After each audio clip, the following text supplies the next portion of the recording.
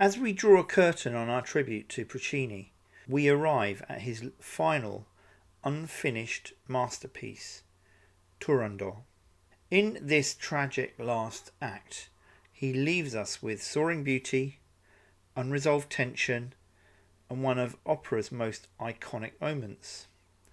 The climax is both controversial and unforgettable, and the famous final cry in Nessun Dorma, Vincerò. What does it mean? Well, I'm going to tell you what it means. Turandot is a 3-act opera by Giacomo Puccini based on a libretto in Italian by Giuseppe Adami and Renato Simoni. But the story did not begin there. In 1722, François Petit de la Croix published a book on Middle Eastern folklore and mythology, including a story about a princess named Turandot who posed questions of suitors, with fatal consequences. Delacroix's story was adapted into a play, Turandot, by Italian playwright Carlo Gozzi in 1762. This was then translated and adapted by Friedrich Schiller in 1801, and Schiller's play inspired Puccini to write his opera. So the name of the opera is derived from the Persian term Turandokht, daughter of Turan, a name associated with princesses in Persian poetry. Turan is also a region of Central Asia. Dokht is an abbreviation of Doktar, daughter. And yes, already there is a dispute as to whether you should or should not pronounce the final T in Turandot. Soprano Rosa Raisa said that neither the composer Puccini nor the conductor of the opening performance, Arturo Toscanini, pronounced the final T. Puccini began working on Turandot in March 1920. He tried to incorporate traditional Chinese music in his themes, including Jasmine Flower. By March 1924, Puccini had completed the majority of the opera, but crucially he waited until October to incorporate a later version of the libretto text to complete the finale. At this point, Puccini was diagnosed with throat cancer. Now he was well aware of the severity of his condition and his prognosis, which was brief and grim. Leaving for Brussels for treatment, he pleaded with conductor Arturo Toscanini, "Do not let my Turandot die."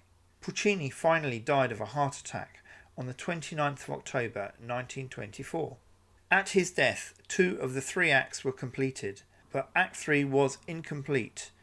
Puccini left 36 pages of brief, incomplete sketches for some but not all of the finale of Turandot.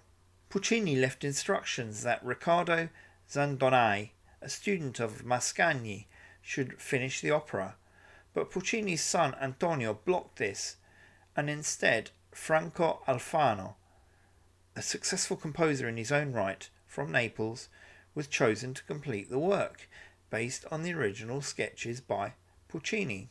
Now, Alfano's first version of the ending was heavily criticised. Alfano's second version, which more closely followed Puccini's sketches, was received in a more positive light. 3 minutes were still removed from the second version for the premiere performance by Arturo Toscanini. Turandot premiered at La Scala Opera House in Milan on the 25th of April 1926, a year and 5 months after Puccini's death.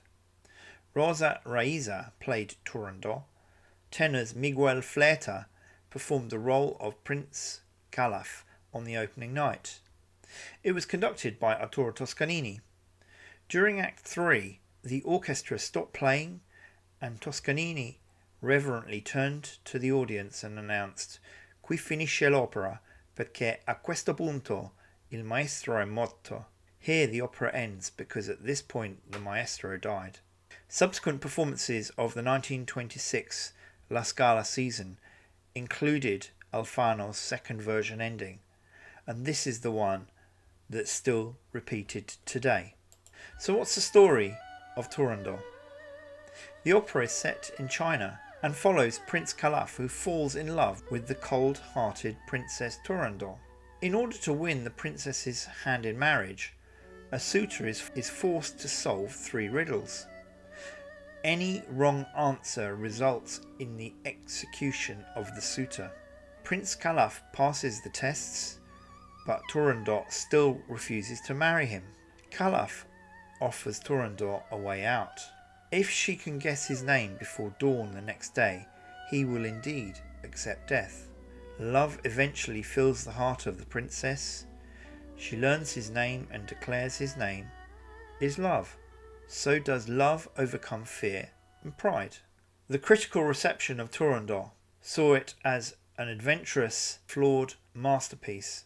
Regular critic Joseph Kerman had a mixed view, observing the development in Puccini's work, but still saw flaws.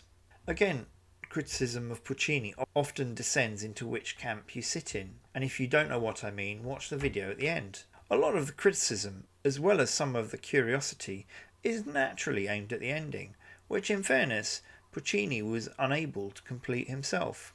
Perhaps some of this controversy is part of the fascination with Turandot.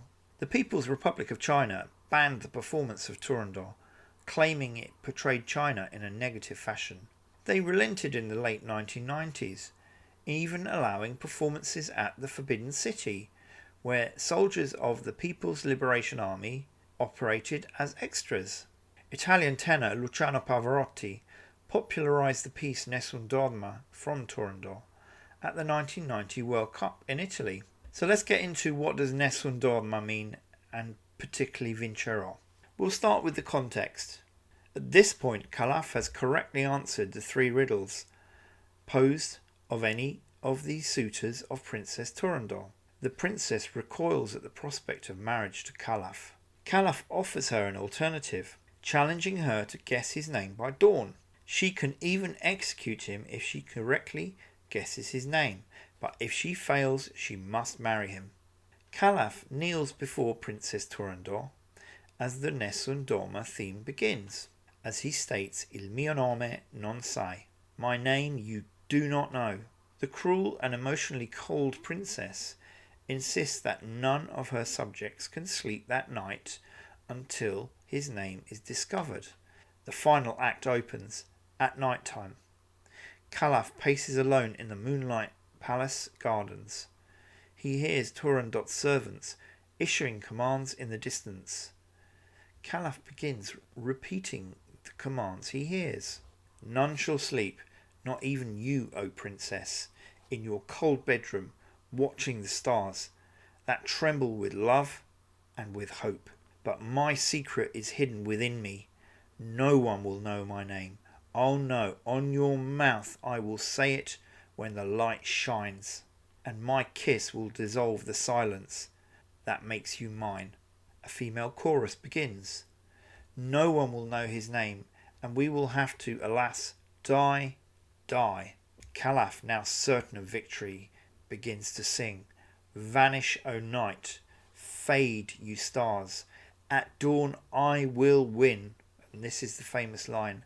All'alba vincerò. I will win, I will win. So the cultural impact of Nessun Dorma.